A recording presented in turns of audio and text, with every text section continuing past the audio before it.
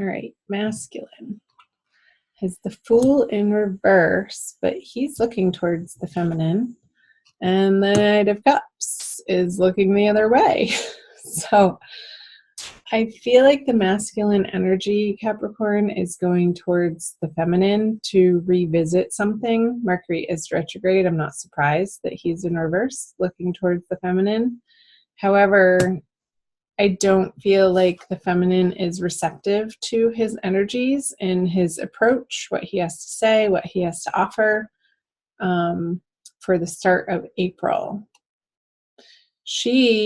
I feel like the feminine energy is looking out to other prospects, like keeping her options open. She's not saying no to him. I feel like she has one ear turned to listen, like, oh, okay, the masculine's trying to communicate something here. What does he have to say? But not taking it, she's taking it with a grain of salt, essentially, and really not, like, her armor's on. She's not letting it sink into her heart center, but she's considering it. The horse is sort of looking in that direction too, like, who's behind me over there? I feel like the masculine is a little bit regretful. However, the way that he's approaching the feminine isn't quite in the way that she would want him to be, for her to completely turn this horse around and start running back into his direction. So let's see what's in his subconscious energies. The Hermit in reverse. Let's see hers. The 10 of Pentacles. So yeah, this is what the feminine wants to create and have and manifest and be living in, this full, abundant, glorious, sharing, family, fun atmosphere. And so this is operating in her subconscious of why she's turning around, because he's coming with this information, like he's done this internal work and ready to present it to her. I want to make sure you can see that. And it's like the time for that isn't quite over, masculine. The Hermit card in reverse in your subconscious is like, yes, you've made progress. Yes, you've done some inner work. But with it in reverse, it's almost like not quite in the ways that have stuck, like in your everyday habits and patterns. Let's see what's going on in the conscious mind. Interesting. Virgo masculine just got that in his subconscious. So you might want to cross-watch the Virgo reading, Capricorn. This is the matriarch card. Here's my deck from the Smith-Waite Centennial Edition tarot deck that I'm using.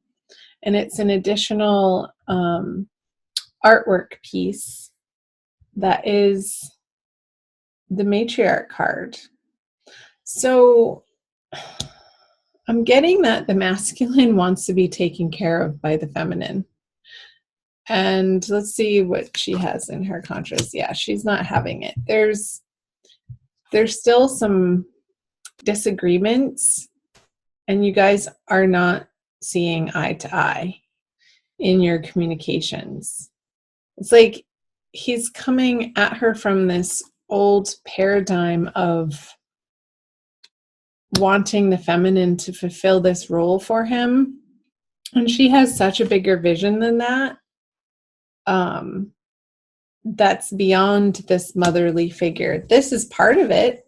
This energy is definitely part of what she wants to create with her masculine, but it's not the end all be all. And I feel like that's what he's coming back around to the feminine for, is some nurturing and some mothering that maybe he didn't get in his formative years. So there's a little bit of an unhealthy reliance looking towards the feminine to fulfill that for him. Let's see I'm going to move on. What he's bringing is the Eight of Pentacles. Yeah, it's like it's not been his joy to work on this for him with the Eight of Pentacles in reverse. With it upright, this guy is having a good old time. Like there's music playing in the background. He can work at his own pace. The sun is shining. It's not raining on him. The wind isn't blowing. It's a calm, steady, labored effect. But with it in reverse, what he's bringing to the feminine is, it's like this resistance to doing his inner work is what's blocking him from getting through this card. Like his old ideas still need to be transformed at a very basic transcendental level.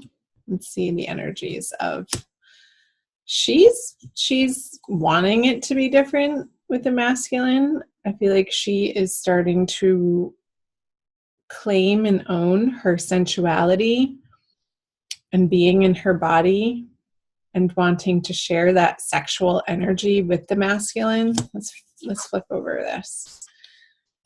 But again, it's like these miscommunications with the Eight of Wands in reverse that results in this as an experience for the feminine just in April, not forever. It's like she's not able to get her point across to the masculine. It's like they're speaking two different languages.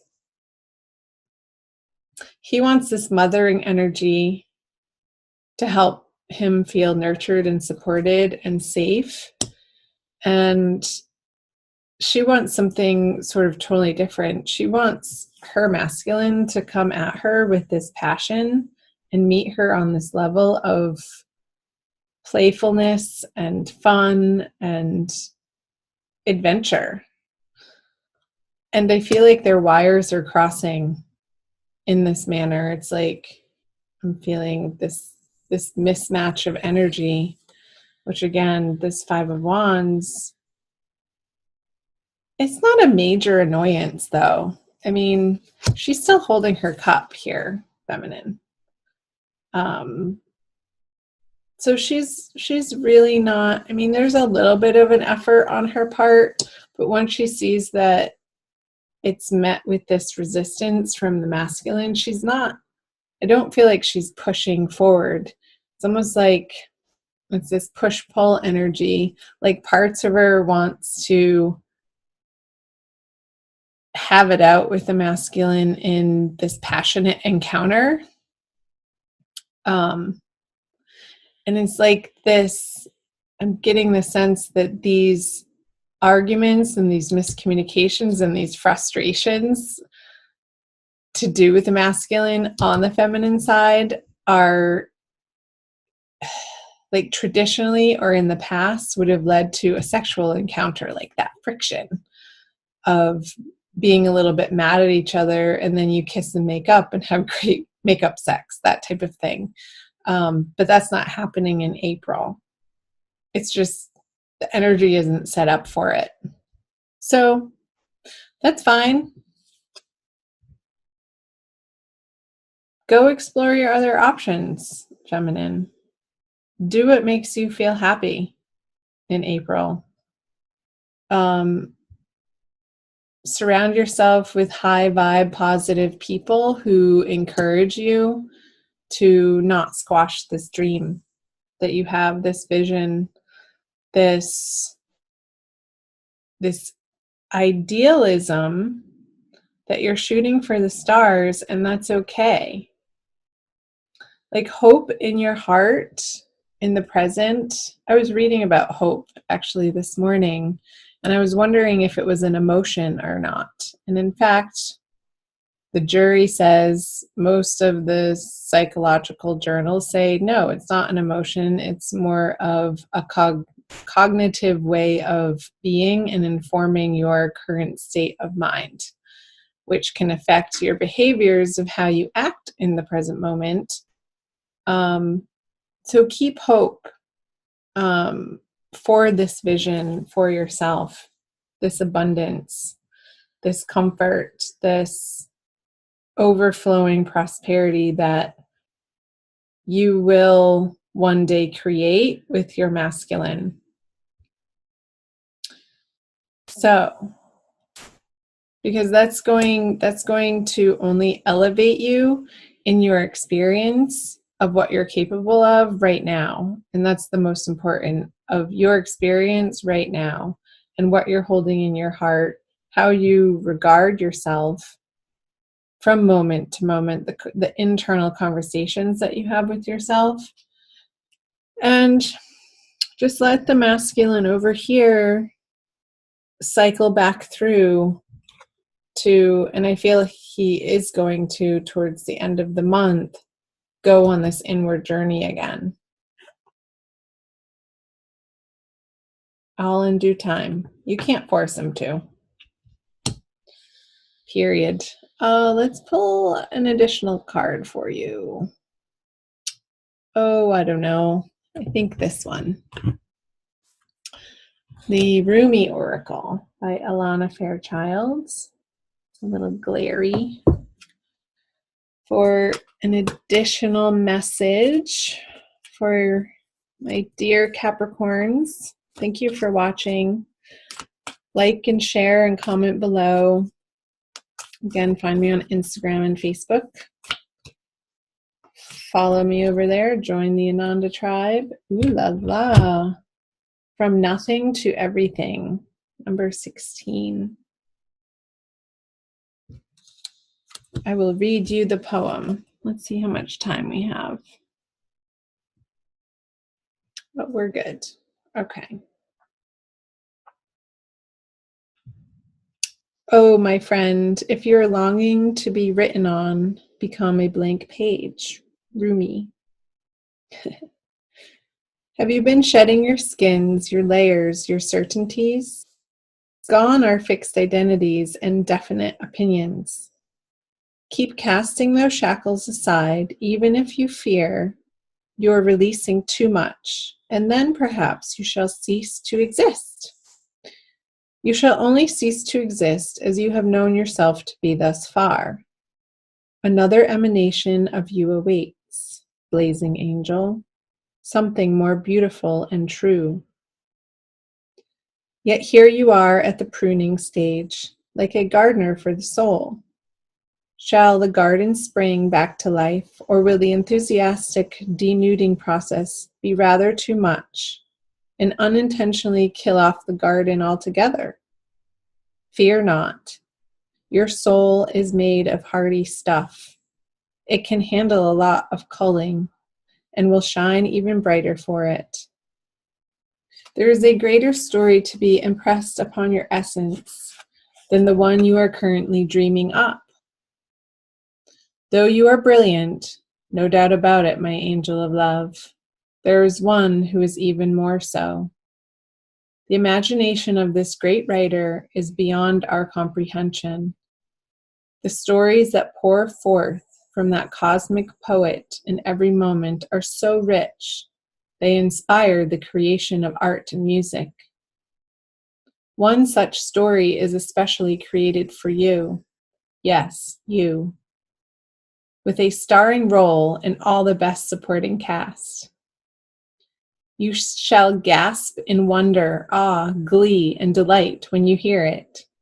It is a great romance, a great adventure, with an ending truly spectacular and divine.